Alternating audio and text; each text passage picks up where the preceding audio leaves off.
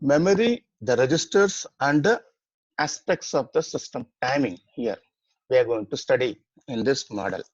Now, first, what are the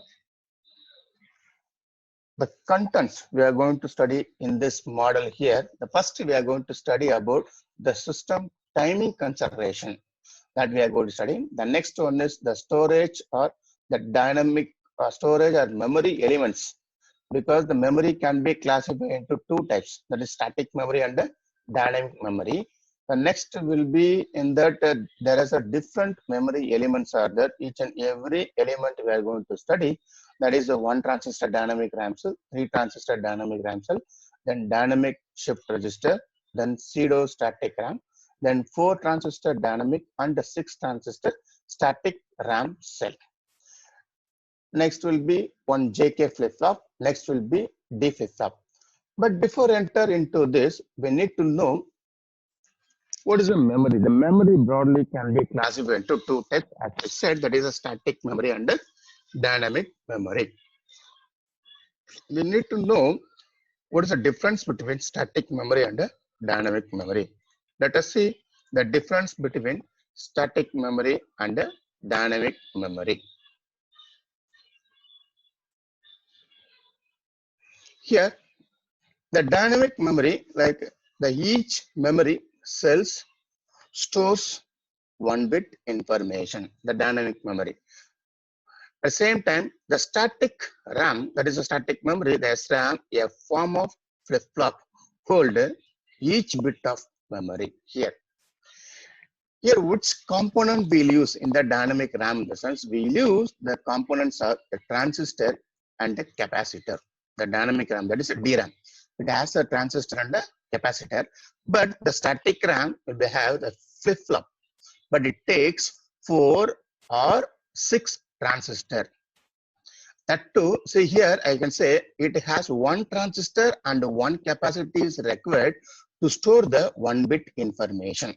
But here, to store the 1-bit information, here a flip-flop takes 4 transistors or 6 transistors are required to hold each bit in the memory. So from this, we can say the DRAM has to be refreshed dynamically thousands of times per second actually, due to capacitor, because as you know, when the transistor, if it is not conducting, automatically there will be a leakage. If there is a leakage, then what happens? The charges will get reduced in the capacitor. So for that purpose, we need to refresh dynamically. But here, there is no need of refresh here. So no need to be refreshed in the static RAM. Next, we can say here, it will slow down the memory. Very important. Your dynamic RAM will slow down the memory, but here the static RAM faster than DRAM. Here, simple, we can say the less area. Why it is less area? Because of if you want to store one single bit, then it requires only one transistor and the capacitor. So it has only less area. But here, if I take to store only 1 bit, around 4 or 6 transistors are required.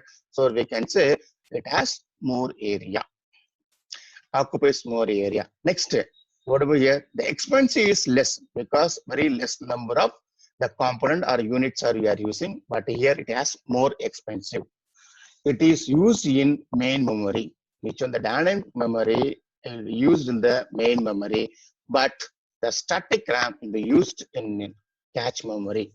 That is, as you know, the cache memory, where it will be, the cache memory will be in the built with processor only. So I can say the static RAM will be used in on. Okay, so sorry. So here, so it will be there. Next, the dynamic RAM is on-chip memory. That is off-chip memory. Next, the dynamic memory has a larger storage capacity. In the sense, example, the dynamic RAMs are you are using in your systems like DDR1, DDR2 RAMs you are using, right? Those are large storage capacity. Those are dynamic RAM only. But the static RAM is less storage capacity. Less storage in the sense, as you know, so the microprocessor has inbuilt like you can say the cache memory. Normally, the cache memory will be very less storage capacity. That is what this. Next here, as I said, due to the capacitor here we are using, so there will be a charge leakage problem. Here, there is no charge leakage problem. Next, the dynamic RAM will be high power consumption, but the static RAM will be low power consumption. Next, the dynamic RAM, it's a volatile memory. It's a volatile memory in the sense the data are, once the data are stored, if power loss, the data will be lost. But in the static RAM, it's not like that. The data will be there. Data will not be lost, even though power failure if it is there. So that we can say non-volatile. These are the simple the differences between the dynamic RAM and the static RAM. Now, what we are going to do, we are going to study the each and dynamic RAM as well as static RAM. Some of the system we have, static RAM will be there. Sometimes dynamic RAM also will be there. Sometimes the combination of both, it will be like mix of dynamic RAM and static RAM also will be there. So now we are going to study about that only. Next, now what we'll do, let us go for the system timing consideration. So now the system timing consideration is very, very important here because the memories will be working based on the timings that too along with your system. As we know, if you take a one CPU, the CPU will have a operating frequency. That operating frequency is nothing but the external operating frequency. But internally, if you see, like say example, a RAM, right? If you see RAM, even that will have other frequency. Say example, if your system has 2.4 gigahertz frequency, you can see the RAM like DDR2, DDR3 RAM. If you see, so that may have like 1333 megahertz. Now, what will happen? So here the frequency will be more than the internal frequency. So at that time, what we need to do, we need to synchronize actually the system timing configuration. The both should not work at a time. It should not overlap also. So that is why normally what they will do, they have to use the two-phase non-overlapping clock signal. We have to assume. So we have to think. So okay, we are going to use the two-phase non-overlapping clock signal. This already we studied. You might have remembered that two-phase in the sense. So I can say the condition has to satisfy. What is the condition it has to satisfy? That is nothing but phi 1 dot phi 2 the bar is equal to 0. If this condition satisfies, then that will be a two-phase non-overlapping. Means the two clocks will not meet when both the condition will not come. 0 0 state will come, 0 0 state will be there, 0 1 state will be there, 1 0 state will be there, but you never get 1 1. So and this clock alone will be used throughout the system we are going to use. Next, the clock phases. That here the clock phases we are identify as two, as I said, that is we named as phi 1 and phi 2, where the phi 1 is assumed to lead phi 2. That is, the phi 1 is assumed to lead the phi 2 in the sense. So this will be your phi 2, then my phi 1 will be here. So it's leading. So now here, let us see if we say memory, we do two things, two different types of memory. That is random access memory and read-only memory. What is a read-only memory? The read-only memory in the sense just we can read the data. Only we can read the data, but if the RAM in the sense we can read the data from the memory location. At the same time, we can write the data to the memory location also. For these two, the very common thing is what? Address is very, very important. So normally the memory will have two things. One is nothing but data line. Another one is address lines.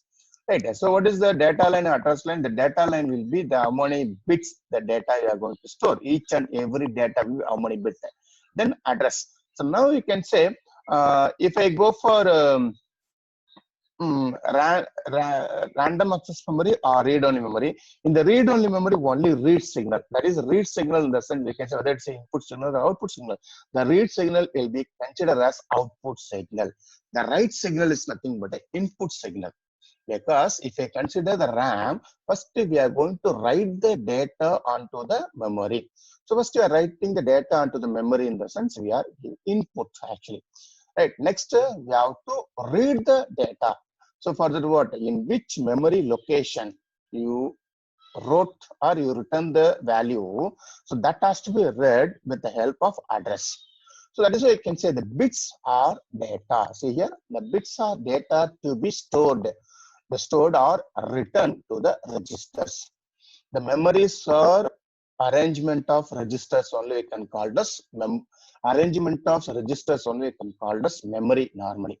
But return to registers are storage elements on the subsystem.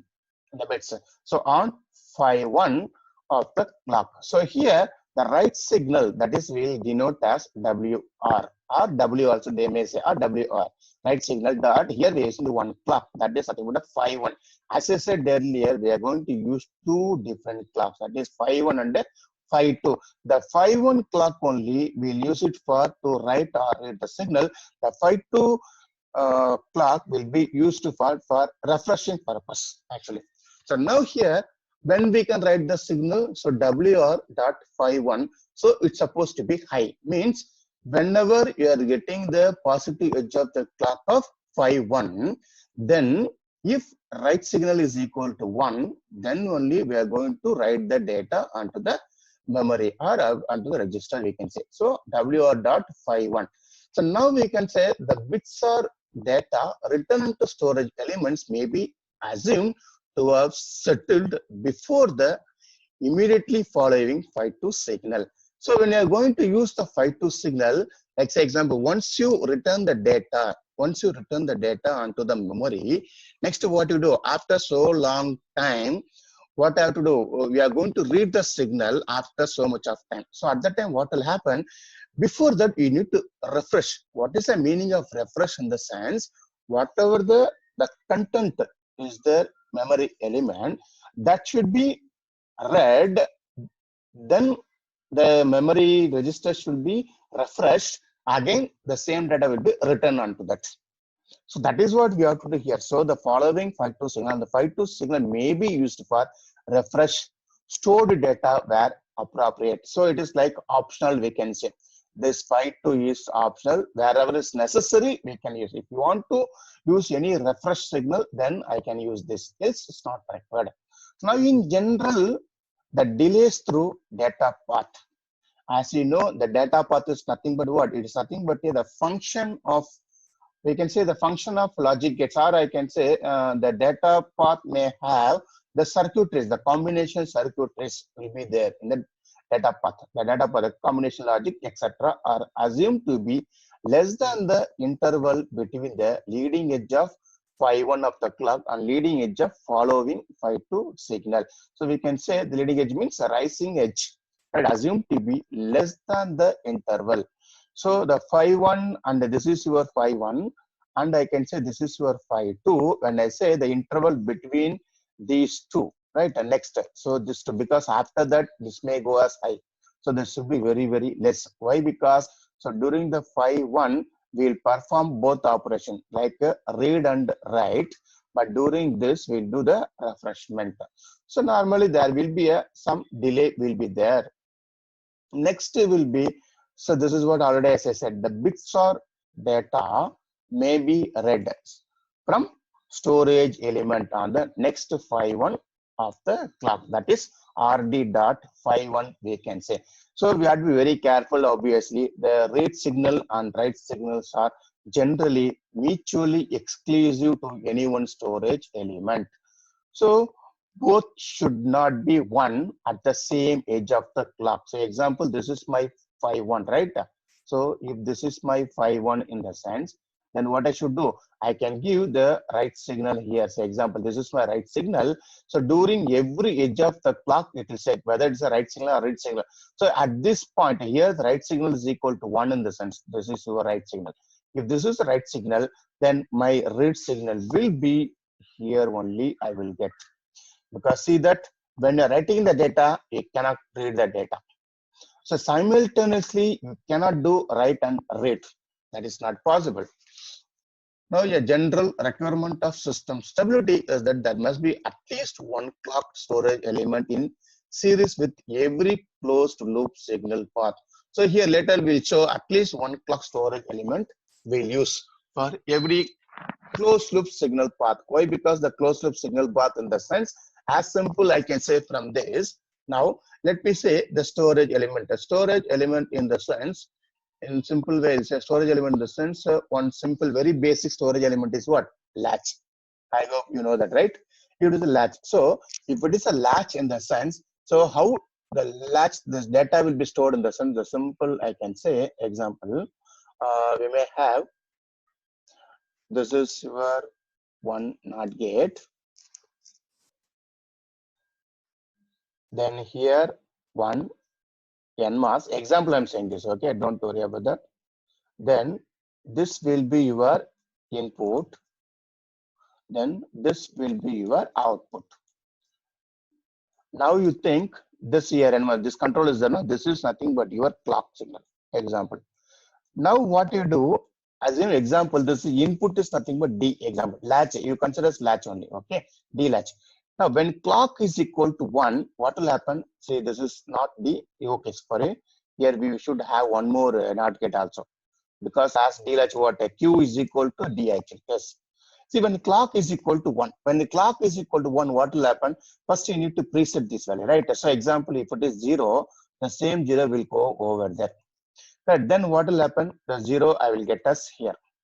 If this input data changes, say example 1010, if it is this 1, then again I'll get 1. So now if once I get us 1 over there, now we think if this clock goes 0, what will happen? The switch will be open. The switch is open, as you know, in the D latch. What will happen? When the clock is equal to 0, what is that? The value will be maintain the previous value only. So the value, what is the previous value, the same thing will get maintained. So now this is nothing but a closed loop signal path. So for the closed loop signal, at least one clock storage. This is the one clock storage is required. This is the simple D latch, I can say. This is simple D latch. I hope you might have understood this.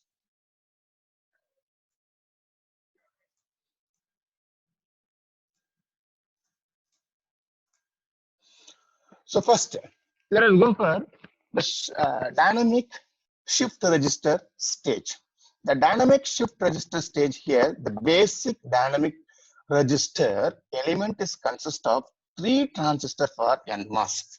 So 3 transistor normally we'll say somewhere and we'll write like the same sometimes, the 3 TL, right? Okay. How the 3 transistor in the sense we say that it's a basic shift register. Okay, the shift register is nothing but the arrangement of flops actually, correct? So now 3 transistor NMOS and 4 for CMOS per stored bit in the complemented form. If you want to store the bit in a complemented form, I'll use 3 transistor NMOS in the sense you can see this is the 3 transistor, means this is the polysilicon, it's a 5 is there, 1 transistor, then this will be your inverter. How this diagram will be there in the sense, let me draw the diagram, how it will be. This equivalent diagram I will draw, right? So this will be like this. This will be your 5. This is 5. Then here inverter, the inverters are like this.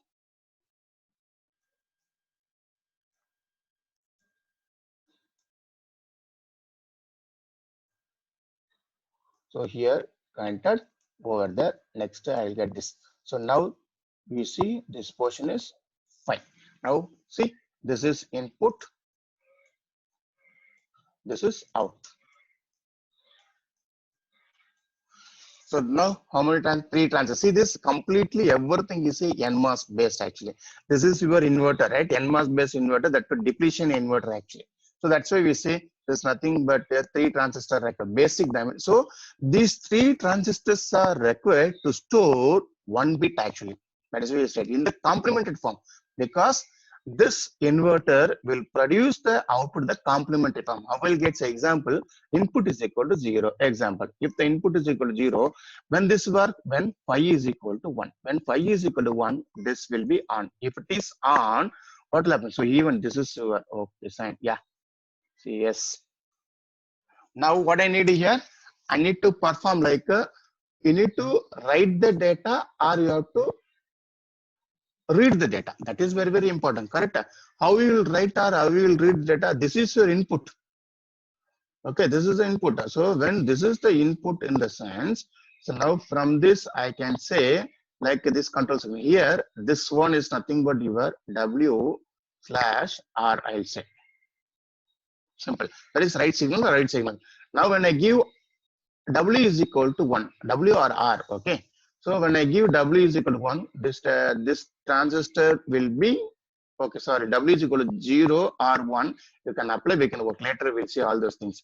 This is a very basic dynamic register element. In the sense, not dynamic register, actually, just it's a register actually. We are not saying it's a memory cell, it is a register. Sorry, I should not write this, okay. Yes, so even this will be your control input, right? Input. Yes. So now we can say next is this one, you see. What about this? Here, this is a NMOS. This one is NMOS. What about now here?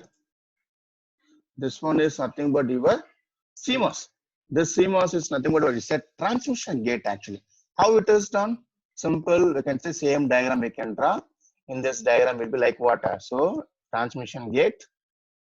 This will be your transmission gate. This is your input. Then after this is CMOS, right? Then this is the inverter. So that inverter is nothing but what it is here? CMOS inverter. This is PMOS, this is NMOS, like this. So how many transistors required? 1, 2, 3, 4. So totally 4 transistors are required to store the implement, that is complementary form. Now this is the basic inverting dynamic storage cell actually we can say. Now but if it is registered in the sense normally what you need, but if I use this I will get as, if it is 0 I will get as 1, if it is 1 I will get as 0, okay, if it is 1 I will get as 0. But in the shift register, normally in the register, whatever the input I'll give, that one I should get as output. Say example, when I give 0, I should read the value as 0. When I give 1, I should get as a 1. So what I can do, so I need to cascade one more stage, this along with this, right? That is what this one we did here. You see this? So this is our one stage. See this?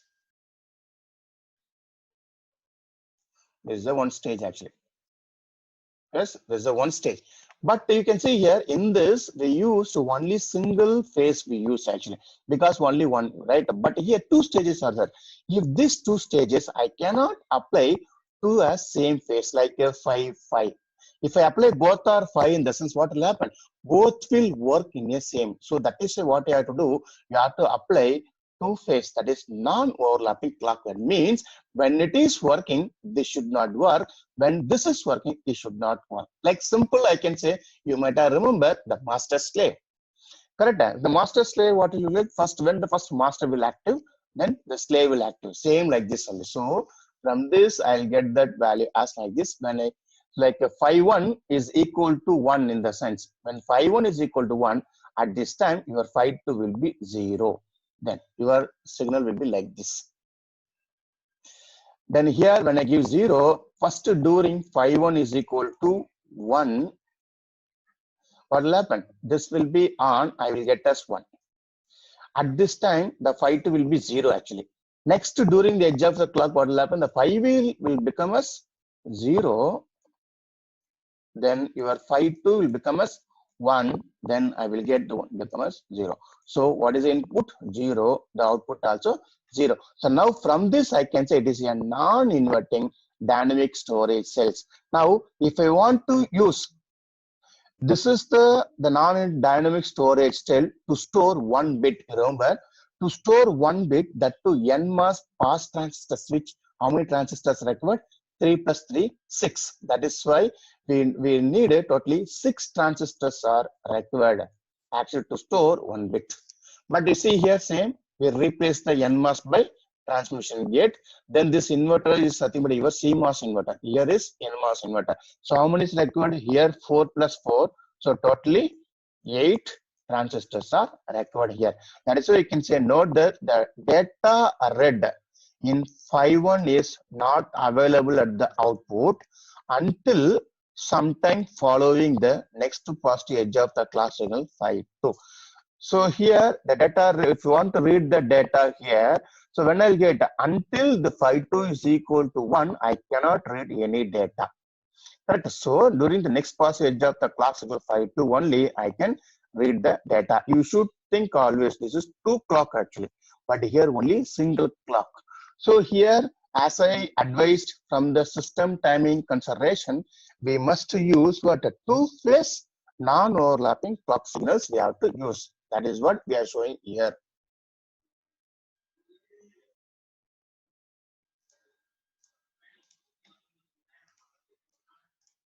Now you can see the corresponding the stick diagram. This is the stick diagram of your NMOS. Then this is the stick diagram of your CMOS actually. Now here, this is in monochrome notation only, as you know how to draw this stick diagram. So this will be your, inverter. See, this portion is your inverter, NMOS. Then this portion is nothing but your that switch, the pass switch, pass transistor switch. This one. Same the way even this will be your inverter. Then this will be your transmission gate.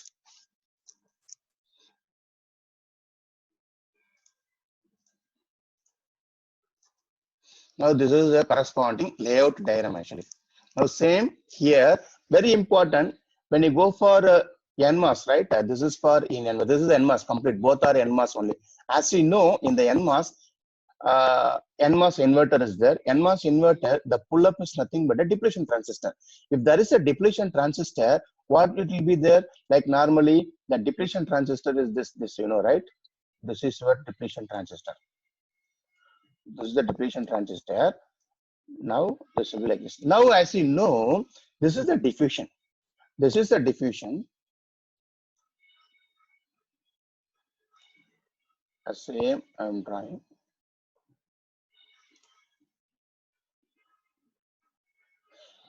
This is your diffusion, correct? This is the diffusion. This is the polysilicon. But this is a transistor actually, as you know, this is a transistor. But here the gate is connected to again diffusion actually. So at that time, what I should do actually?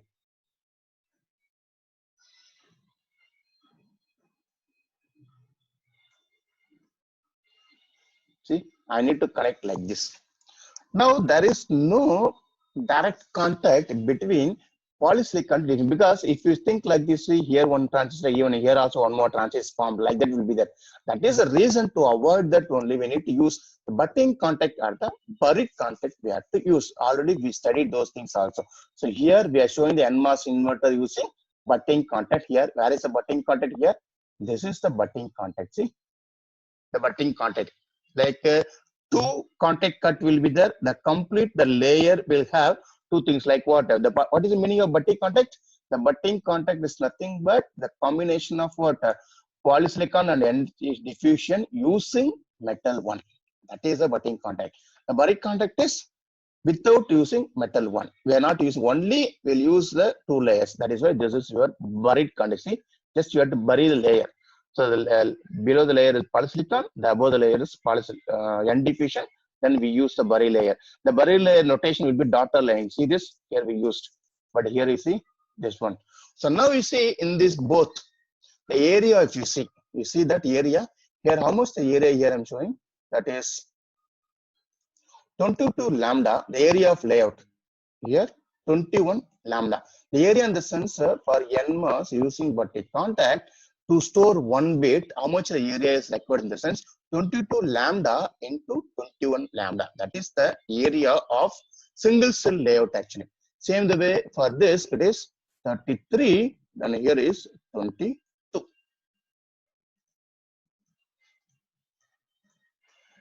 So here this diagram shows that it's a CMOS, dynamic register cell. Even this also is a layout area for CMOS, which will require like to store only one bit. To store only one bit. It's a 1-bit CMOS shift register cell. What is the area here? You see the area is 38 lambda. Then this will be your 33 lambda. As you know, because if I use CMOS in the sense, how many transistor? This is here they are using. This is not, it is like a 4 transistor, right? It is a 4 transistor actually. There's a 4 transistor. This is a monochrome version. This will be your colored version actually, not 4 transistors, sorry. Yes, this is a single clock only we are using here. 1, Yes. So this diagram here we are showing as 8 transistor version. This is actually because 5 1 signal, 5 2 signal is there, right? The 2 clock signals are there. So now next,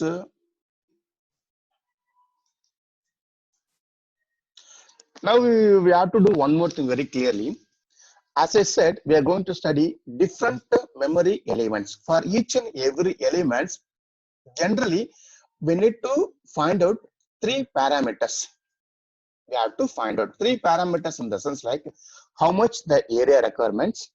If we use the corresponding memory element, what is the area requirement? What is the power dissipation? Then what is the how about the volatility? These 3 parameters are common for all the memory elements. The first, let us find out the area requirement for this. Here we are going to consider 5 micrometer technology. Why 5 micrometer technology? Since we are taking 1 lambda is equal to, here we are going to take as 1 lambda is equal to 2.5 micrometer. As you know, 1 lambda is 2.5 micrometer means, as you know, what is the size of your standard size of your gate? Standard size of your gate is starting with 2 lambda cross 2 lambda. This is the standard size of gate. Standard size of gate in the sense what? Width to length. That is width of the channel to the length of the channel. The length of the channel is nothing but 2 lambda. If I consider 5 micrometer, that is 2 lambda is equal to 5 micrometer. Then 1 lambda is equal to 2.5 micrometer.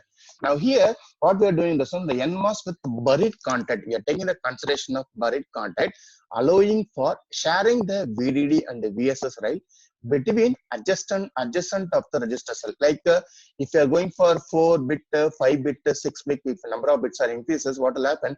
The VDD and the VSS will be shared for all. It is common only. We won't go for individually.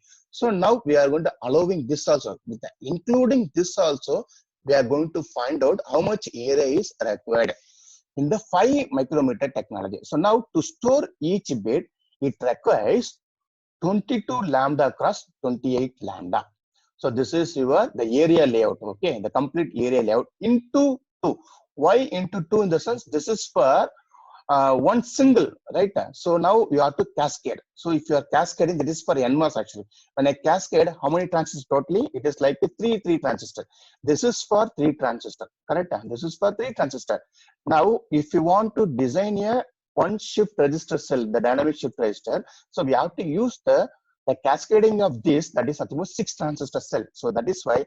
So for this, it's required 22 lambda cross 28 lambda in the sense into 2. So we get as 1200 lambda square. So for example, lambda is equal to 2.5 micrometer. That's it. If I substitute lambda is equal to 2.5 micrometer, then my area per bit to store 1 bit, how much area is required in the sense 7500 micrometer square is required. Now we have to find out the maximum number of bits stored. You have to assume my IC is like this. This is my IC. Okay. So now in this IC, what I can say in this IC, this is 4 mm. This is 4 mm. That is a chip. Now in this chip, how much data I can store now? To store only 1 bit itself, it's taking the area of how much? 7500 micrometer square. Now, for 4 millimeter cross 4 millimeter, the chip area, how much the size in the sense? That will be like 2.1 kilobits. 4 millimeter cross 4 millimeter chip area requires 2.1 kilobits can store in a 4 millimeter cross 4 millimeter chip area. This is for NMOS actually. But if I go for CMOS means, then how much to store each bit it requires? What is the area? 38 lambda cross 28 lambda is required. This is how many transistors actually? It's supposed to be 4 transistors, correct? Then into 2 because you have to cascade. So the cascading of 2, then you will get 2100 lambda square. If the lambda is 2.5, then my area will get increased. That is 13,000 micrometer square. Same. What will do now? If you consider the maximum number of bits can be stored in 4 millimeter cross 4 millimeter chip area is how much? It is a 1.2 kilobits. So now we can say here 2.1 kilobits, but here 1.2 kilobits. So comparatively, the NMOS and the CMOS, if I say, what will happen? In CMOS, only less number of bits can be stored. Here, more number of bits can be stored.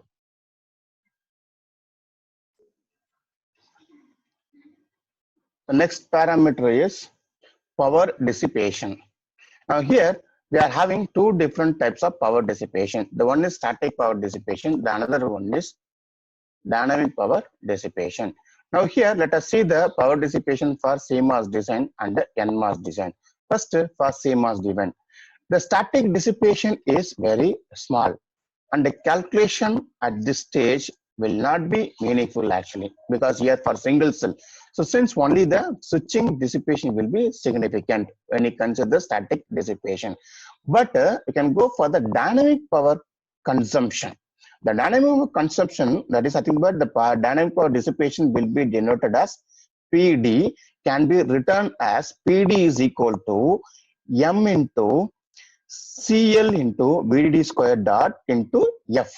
Actually, where M is nothing but your duty cycle, the CL is nothing but your load capacitance, the VD is nothing but your power, that is your power supply, then F is nothing but your clock frequency. So, we knowing this parameter, easily we can calculate the dynamic power dissipation.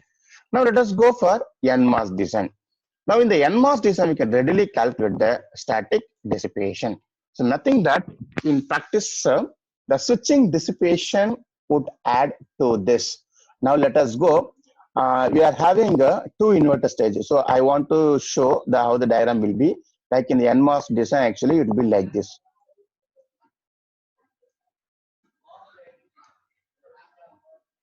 Like this is our one single dynamic shift register cell actually. Right. So now here each inverter stage here, each inverter stage has the ratio of how much? 8:1 actually. And if the layout, if it considers buried contact is used, say example, if I'm using the buried contact, then noting that the one inverter of the pair must always be on actually. Correct. So now from this I can say ZPU is equal to 4RS. This already we done. Can you remember? ZPU by ZPD is equal to 4/1 because the ratio I can choose 8:1 or 4:1. Now here you consider ZP is equal to 4 into ZPD, where ZPD is nothing but we are considered as, because that is the input. Right, that only the pull down transistor only give the input. So there only we are saying the sheet resistance. RS is nothing but a sheet resistance. So I can say, and ZPD is equal to 1/2 into RS. Now we need to calculate the current. The current will be I is equal to VDD by Z, that is pull up plus pull down, where VD is nothing but 5 volt. Then divided by the ZPU plus ZPD is nothing but the value will be 4.5 into 10 to the power of. This value will be taken from the sheet resistance, that table which we studied. From that, finally, how much will be their current is 110 microampere. Now, what we need to do, we have to store the static dissipation per stored bit stored. But to store one bit, what is the static power dissipation? That is nothing but the VDD into current actually. Nothing but 5 volt into 110 microampere, that is 550 microwatts. That static dissipation of storing of one single bit, it yields 550 microwatts. But this, as we said earlier, for 4x4, right? This is the 4x4. For 4x4 mm for one single chip, what is the maximum number of the bits can store, in the sense maximum size is 2.1K. So for this, then what will be the power dissipation? We have to find out. So for this, what is the power dissipation now? On a single chip will dissipate. Here the number of bits is how much? It is 2.1. The 2.1 into 10 to the power of 3 into this, for each bit, the dissipation is how much? 550 microwatt. So that will be the total, the power dissipation of, that is the total, the static power dissipation of this chip will be 1.15 watts. So now the dissipation can be reduced also. It can be reduced. How? using alternative geometry, but this is at the expense of increased area. So in the sense, alternative geometry in the sense we can reduce your measurements and all everything, but this is like it will be more expense. If you increase the area, if as your area is get increases, automatically what will happen? The dissipation will be more. So that is very important. That is the second parameter. The third parameter is volatility. Whether it's a volatile, it's a dynamic, I said. If it is a dynamic in the sense, what will happen? It's a volatile memory. In the sense, the data is stored by the charge on the gate capacitance of each inverter stage, so that data storage time is limited to 1 millisecond or less without refresh actually. So that is why we can say it is a volatile memory. The data is stored by the charge of the gate capacitance of each inverter. So that it is storage time is limited actually. It will be stored up to 1 millisecond or less only. After that, it start to charge will start to leakage. So what will happen? We need to refresh it. So that is why the volatility will play the. So I can say the dynamic shift register, it's a volatile memory.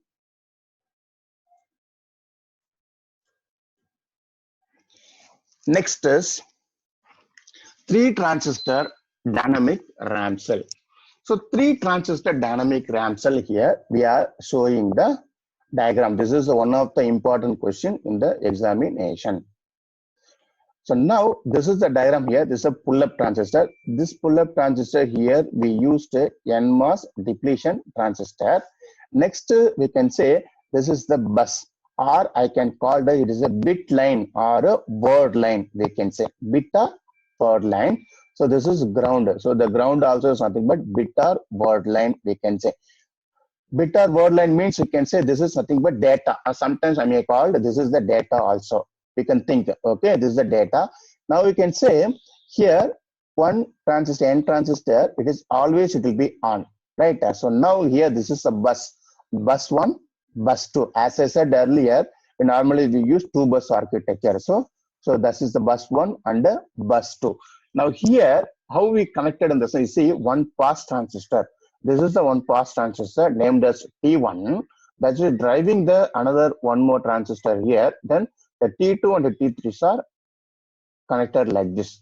Now we know that here you see the connection, the read connection. Here you have to say, here only the connection is made, the dot, wherever dot is connection. Here there is no connection here. You have to think, so like this, don't like this, okay? So this is what, there is no connection over there. Now next, right. So now this is your right line. This is the right signal. This is the read signal. Now, as we know, here it has the transistor T1, so input capacitance, example. Here in between the one more capacitance, load capacitance. Here also one more capacitance, the load capacitance. Now, let us see how we are going to read the data and we are going to write the data onto the memory location. Now, if we consider, because completely we are going to consider the NMOS switches. Let us talk about only the NMOS switches. First, let us go for write operation. So when I go for write operation, as that you know that what we should make, write signal is equal to 1, then read signal is equal to 0. That is what mentioned. If I make write signal is equal to 1 and read signal is equal to 0, what will happen? The transistor, the T1 will be turned on.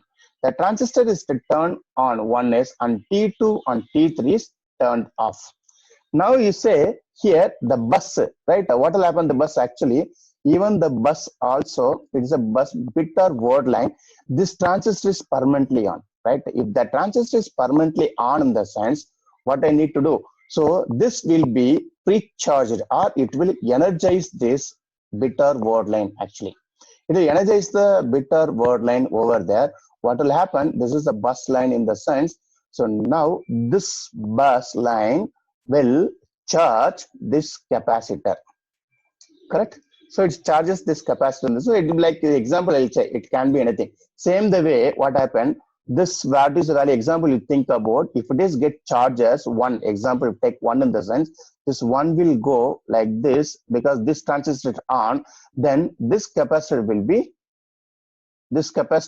charged actually. So this is completely fully charged with the VDD. That is a 1. Actually, example 1 I'll say.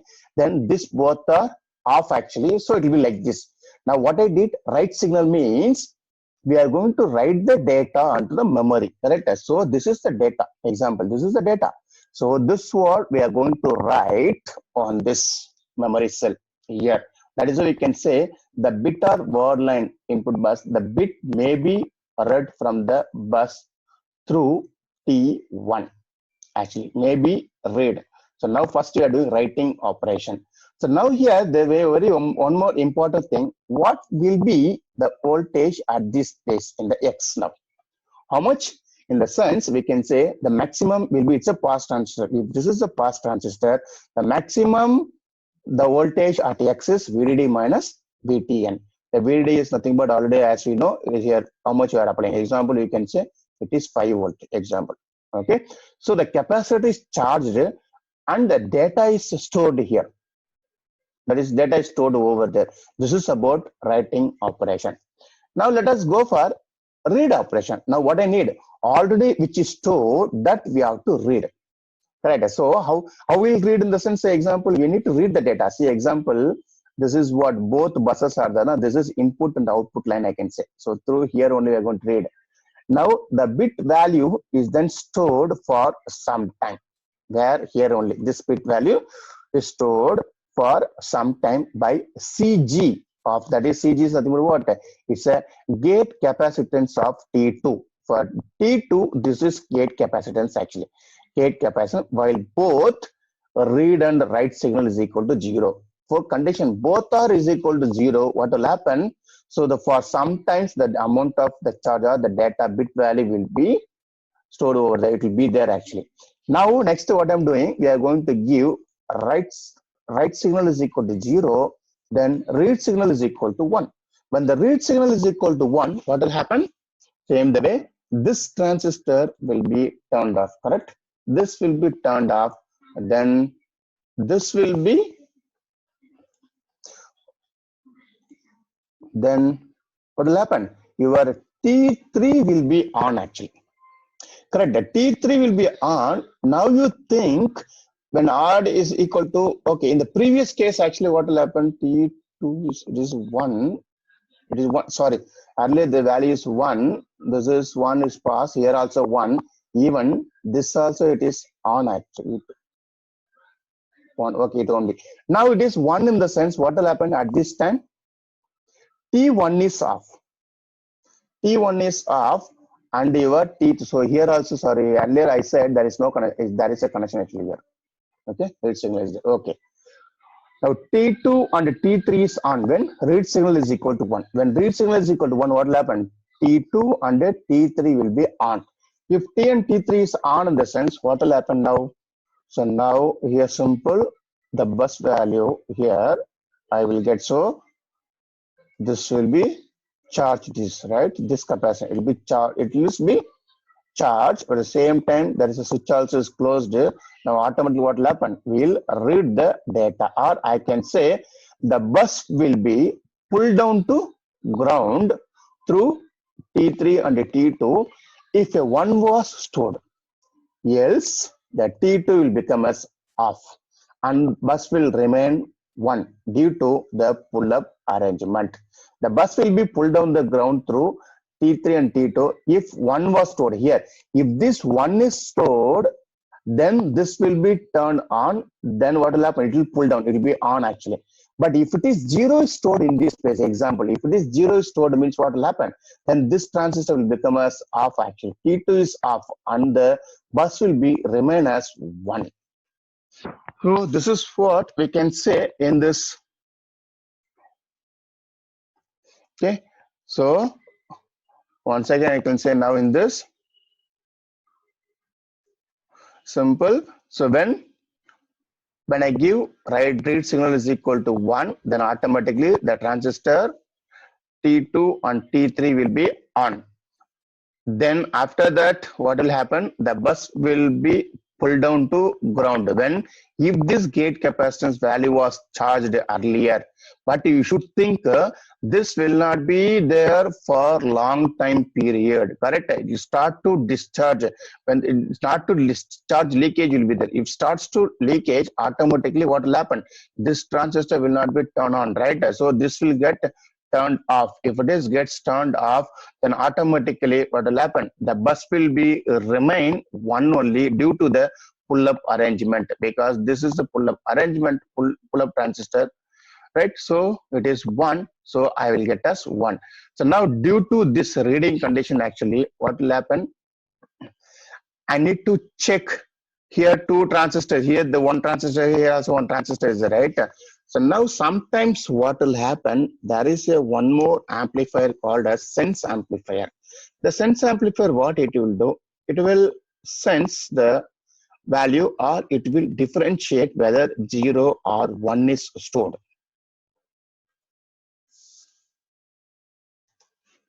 So now very simple now. So from this is the 3 transistor dynamic RAM cell, write operation and the read operation. Now next thing is, here this is the CMOS stick diagram of the corresponding, even this also you can draw very easily. Then this is the corresponding NMOS 3 transistor memory cell. The pull-up is not shown here, only we shown the pull down only, that is the 3 transistors we shown. Next this is CMOS 3 transistor memory cell, actually that is even here also pull-up is not shown, even here also, okay. Now here again we need to calculate the area, power dissipation and volatility. Now first area. The area here actually, first from the layout it will be seen that the area of more than 500 lambda square is required for each bit stored, actually more than 500. How I'm saying more than 500 in the sense, now just to see, you multiply this 26 example, I'll say 26 into 21, or for NMOS, if it is for CMOS means 26 into 24, still I'm not considered the pull-up actually, okay. If you consider the pull-up, it will go more. So that's why you can say that area is more than 500 lambda square is required to store each bit, actually. So now if I consider lambda is 2.5 micrometer, 5 micrometer means we are going to work on 5 micrometer technology. Example, we are taking as 5 micrometer technology. So lambda is 2.5 micrometer. Then what about the area? The area is, the area per bit is 3000 micrometer square. That is less if ground and our bus or control lines are shared with other cell, actually. If the VSS, the buses and the control lines are shared with the other bits, like say example, if it is 2 cell, 3 cell, 4 cell, everything if it is sharing the same thing, then this may get reduced, actually. So that's for the maximum number of bits which could be accommodated, the number of bits in 4 millimeter cross 4 millimeter chip, actually how much is greater than 4.8 kilobits, actually. If I use this, so I can have, this is 4 cross 4 cross, so how much I can have this one, I may have 4.8 K. 4.8, the size of the memory is 4.8 K, actually kilobits, for you can say. Next, what about the power dissipation? The power dissipation actually is the static dissipation is nil, actually, because it is completely NMOS.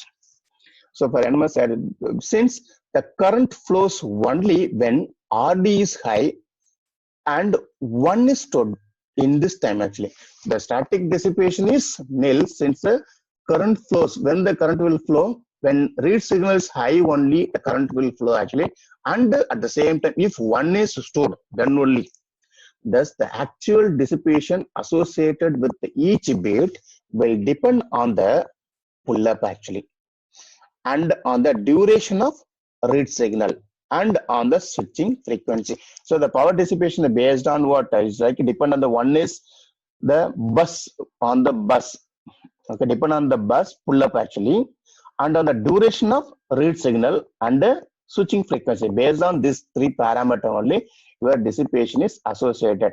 Because if the read signal is a long duration, then automatically what will happen? If it is a long duration in the sense read operation, then we're not going to write anything. So automatically, which was stored earlier when I return the data, so that it starts to leakage, that start to discharge actually.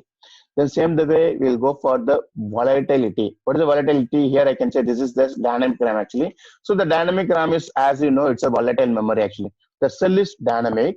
So and will hold data only for as long as sufficient charge actually remains on CG of T2. As per this diagram, the data will be hold for as long as sufficient charge remains on this CG, because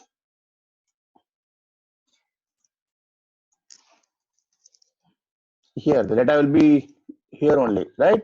So here, as long as, correct, I can say how long this capacitor will be stored over here. If I'm not applying the read signal over there, automatically start to, due to this, will get start to leakage, correct? So you'll get a drain everything voltage. That is a very, very important here. This is about the 3 transistor actually we need to write. Next is 1 transistor dynamic memory cell. So 1 transistor dynamic memory cell. So here you see, if I use 3 transistor, what happened? My memory area, in the sense my area of requirements will go very high. So, but how to reduce that? So for that only, what we are using, we are going for, you can use only 1 transistor to store each bit. That is 1 transistor and 1 capacitor here. See here, we used 1 transistor named as T1, then 1 capacitor here we used.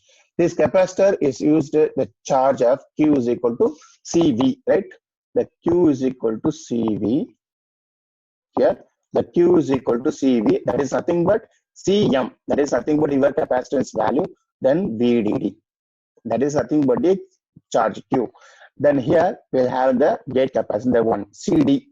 This is CD is nothing but data capacitance, I can say, because this is the data line, correct? So that is why I'm specifying CD, where CD is nothing but data line capacitance. Now this is the data line, that is a read or write. Now this will be your row select line, or I can say word line. Word line I can say. So now this is the row select or the word line will controls the transistor, controls this transistor whether you need to read the data or you have to write the data. You have to write the data means just you are storing the bit as a charge. So reading means you are going to read the bit or you are going to discharge, we can say. Right. So now we'll go for the write operation. For the write operation, write signal is 1. Say example, the write signal is 1 in the sense, write signal 1, and the read signal should be 0 only. Okay, then row signal, row select is nothing but 1 1. Our example, the row select is connected to VDD. Remember, or you take it as like this. It will be energized by VDD. The row select is nothing but VDD. Then only this transistor will be on, correct? So row signal is equal to 1. Now what will happen? The transistor T1 will be switch on. When the transistor T1 is switch on, what will happen? Automatically, the capacitor Cm is charged. Means the data is written. That is why I can say. The capacitor Cm is charged means the data is here. I given the right signal as 1, right? Here is 1 I given. See, so now you see very, very important. This portion is dot is there, connection is there. Here also dot is there, connection is there. But you see here, there is no connection. You can think like this also. Okay. See, this is what connection actually this. So it is both are not interconnected. So now I can say write signal is equal to 1. Automatically the 1 will be written over there. If I give read signal means, then automatically what will happen? The read, we can read the data. Now we'll go for the read operation. Read operation will be reverse of that. Write you should make a 0, then read is equal to 1. When read is equal to 1, meanwhile time row select also is equal to 1 only, because always it is 1 only. The T1 is on. Now what will happen? The value is read. The value is read through sense amplifier, which will detect the stored values 1 or 0. How in the sense, let us say, if you see this diagram, just we can see this is nothing but CD, correct? This is the CD. You think about this is the transistor is always on, right? Again, I'm having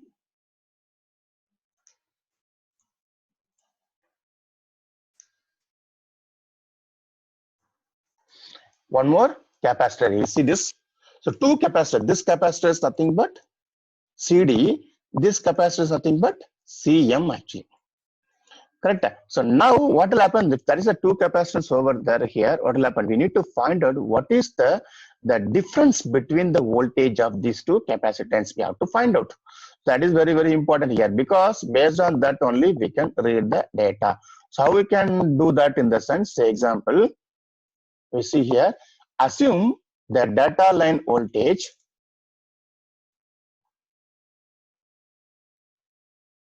Okay, see,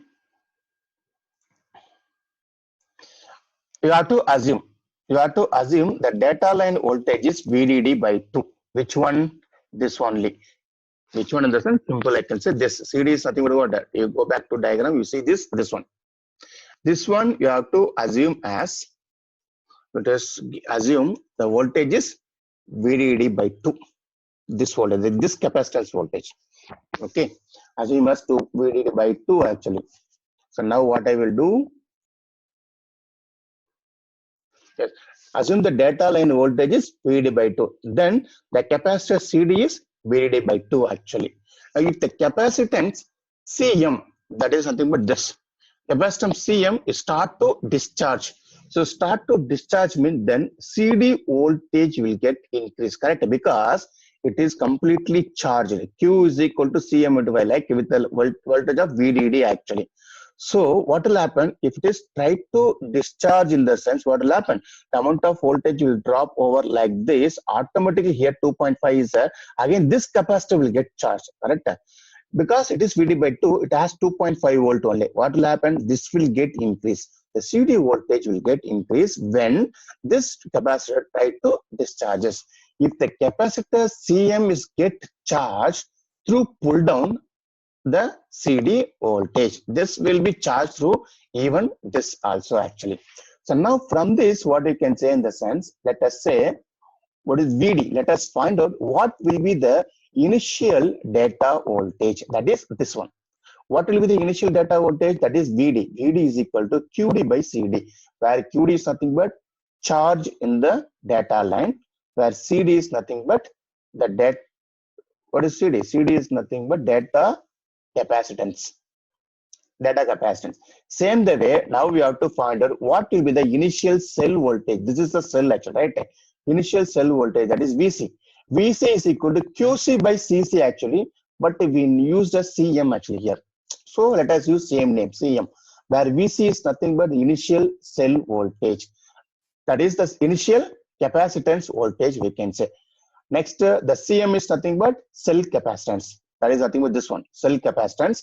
Then QC is nothing but cell capacitance charge actually. Now what we need to do for, we have to find out what will be the final voltage. We have to find out. The final voltage is nothing but here QD plus QC, that is nothing but what? QD is QD plus QC divided by CD plus CM. This is the final voltage. Actually now what we to do, the initial difference, right? We can say the initial difference value will be what? VD minus VC when data line is connected. Where is the data line actually? This is my data line, correct? See, this is my data line. When the data line is connected, if it is connected means, then I can say this voltage and this voltage. The difference is what? VD minus VC. That is the difference. And it's when data line is connected. Normally, we can say your CM, this capacitance value will be less than the CD value normally actually. So now here we can say what is the change in voltage here. We said initially the voltage was 2.5, correct? But here we are having the transistor. So we can't say how long this transistor will be on here due to your signal, right? This one I'm saying. how long it will be on or off, we can't say. Due to that, what will be the change in voltage of this? The change in voltage is nothing but VD minus VD. That is a change in voltage. As we know, delta VD is equal to, what is VD? VD is nothing but QD by CD minus the VF. Sorry, the change in voltage is nothing but VD, that is nothing but the data line voltage minus VF. It is nothing but the full final voltage. The final voltage is VF. Final voltage is this QD plus QC by CD plus CM. Now, when you do simplification of this, we may get del VD is equal to CM into VD minus VC divided by CD plus CM will get when you simplify this. Now, from this, I can say VD minus VC is nothing but it is the difference, the initial difference. Now, we can say if your CM is very, very less than CD in the sense, what will happen? This will get cancelled. If this is get cancelled, then I can say CM by CD. Correct? This one by this one. So I can say CM is equal to, if I say 40 femtofarad, then CD is equal to, it should be more like it is 100 picofarad. So now what will happen? Just you take the ratio of CM by CD. That is nothing but 40 femtofarad divided by 100 picofarad. We may get something, the voltage, very less voltage will get. That is the difference between these two will be there. Only the very less voltage. So that is why I can say the data line voltage changes very small actually when your CM is very, very less than CD. Then the content of the memory will be lost. These are the two problems we'll face in the one transistor dynamic cell actually. So now, this is what we said. While reading the data, the data line will be read only of voltage. That is 2.5 or 0. Due to that, we need to refresh the memory regularly. See, this is what I say. So now what did you do? So the data line will be read only of the voltage actually. Due to that, we need to refresh the memory regularly, in the sense you have to apply read signal or the write signal. That is, this signal we have to keep on change. Then the capacitance CM occupies more area actually. Then there will be a leakage of charge in the CM when row select is 0. That is why I said from the operation we can say, in the diagram we can say, when the row select means what? Which is row select? This is the row select, correct? This is the gate. This is the row select. When the row select is equal to 0, then what will happen? The T1 is off for quite long time actually. The most obvious and readily fabricated in the structure, the CM, the capacitance is readily fabricated in the structure. Under the consideration would be extended and enlarge the diffusion area comprising the source of pass transistor. So now what you need to do? We need to enlarge the diffusion area comprising the source of the pass transistor. How? In the sense, we have to create the capacitor as like this. If you say like this is your one layer, correct? A diffusion layer. This is your diffusion layer. Now after that, what you have to do? You have to create a oxide layer, right? Then we should have the oxide layer. This is my oxide layer. After that, what we should create this? Sorry, this is your diffusion layer. I'll put diffusion. This is your diffusion. This is your diffusion layer. Okay, this is a diffusion, deep diffusion. Like we stressed, we can get stretch actually, stretch model actually. This is your oxide actually, I can say. Next, this will be your polysilicon. See, it is already, but ready-madely will get. This one will forms the capacitor actually, because this is the one layer polysilicon. Here is a diffusion actually. So here in between we are having the silicon dioxide. XiO2 is there. So I can say this is a gate capacitance, we can say. So like normally it will form same structure. Under the concept will be extended and enlarge the diffusion area. You have to enlarge the diffusion area. So only I said the CM will occupies more area due to this.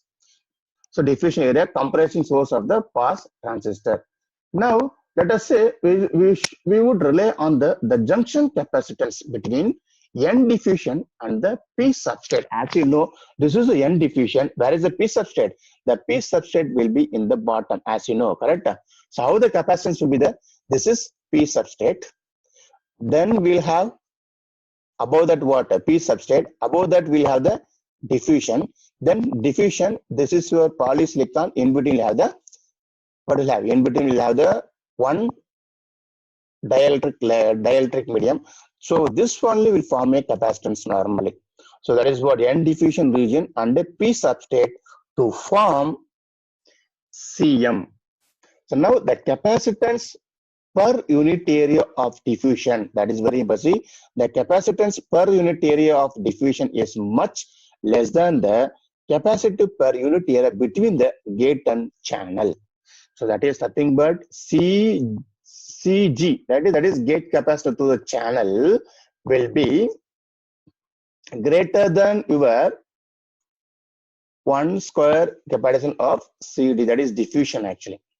So now it is nothing but that is between the channel under the thin oxide and the polysilicon gate area. So we can say polysilicon gate area here will be there, then thin oxide will be there, then below that some channel will be there, then here we'll have P substrate normally, correct? So now this is what they said. So we know that these values, we can check your previous capacitance tables which is studied in the scaling mass circuits. Now if you use the diffusion to substrate capacitance, if you use diffusion to substrate, see this, if I use this, a comparatively large area will be required because of large diffusion we need to use. So to give any significant value of capacitance, for that example, 1 square Cg, if I use this kind of capacitance, it required 16 lambda square actually. A solution is to create a much more significant capacitance by using a polysilicon plate. We can use the polysilicon plate over the diffusion area. So that is which is pointed to VD. So the CM is formed as 3-plate structure now actually. So you can see here 3-plate structure in the sense. See, already we shown the diagram. See this. This is what? This is substrate. This is the plate. The plate is nothing but what? This plate is nothing but your polysilicon actually. This is the polysilicon. This is your substrate actually. So here one more is. So this will be your dielectric medium, silicon dielectric medium. So now this will form a CM actually. So the CM for 3-plate structure actually. So now for example, see diffusion to poly. You see this example. Diffusion to poly is 100 square Cg will be 0.1 picofarad. Normally the example will be like this, 0.1 picofarad. Now this will be your stick diagram. See the stick diagram here we shown. This is your transistor. The plate here in our diagram we are not shown right in the diagram, but here we are showing the plate VDD because this is a capacitor. This is your diagram. See like diffusion. This is the diffusion light, right? So your diagram is like this. This one, then this will be your capacitance plate. This capacitance plate only, plate VDD. So this is the stick diagram of that. The corresponding the layout diagram here, same corresponding layout diagram.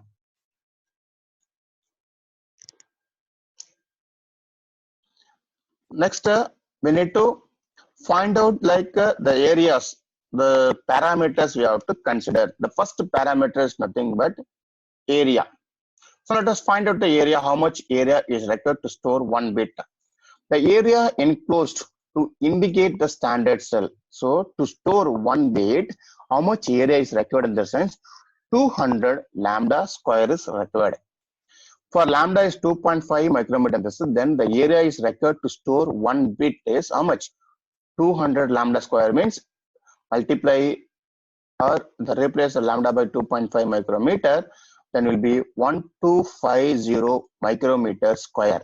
If this is for to store only 1 bit, if you want to store there how many bit, there what is the size of the memory when the area of the chip is 4 mm cross 4 mm, the number of bits per 4 mm cross 4 mm chip area will be approximately 12k bits actually here. Next, what about the power dissipation? Here there is no static power dissipation. If I consider, normally you think if I go for power dissipation, there is a two different dissipations are there, static and dynamic actually. So here there is no static power dissipation associated with the cell itself, but there must be an allowance for switching energy while writing to and reading from the storage elements actually. So because due to when you're going to switching in the sense like when you give the row select signal based on the signal only, we can read the data or write the data. That is what the timings are very, very important over there.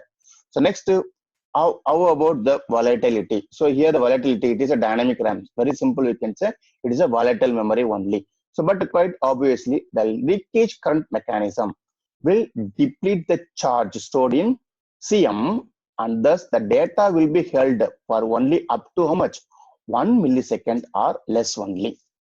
So after that, it start to discharge access. Therefore, the periodic refresh operation must be provided. So this will be done automatically actually. So what will be done? What is the meaning of the periodic refresh operation in the sense? Like say 1,000 times per second. If some data are written in the charge, because all the data will be stored as a charge 101010 like that only. Now what will happen? So periodic before refreshing, the data will be read. Once it is refreshed, again it will be read back. That is what will be done. So it will also be realized that the reading the cell is a destructive operation, and the stored bit must be rewritten every time it is read actually. This is the one of the important for volatility. So dynamic memory is a volatile memory, we can say.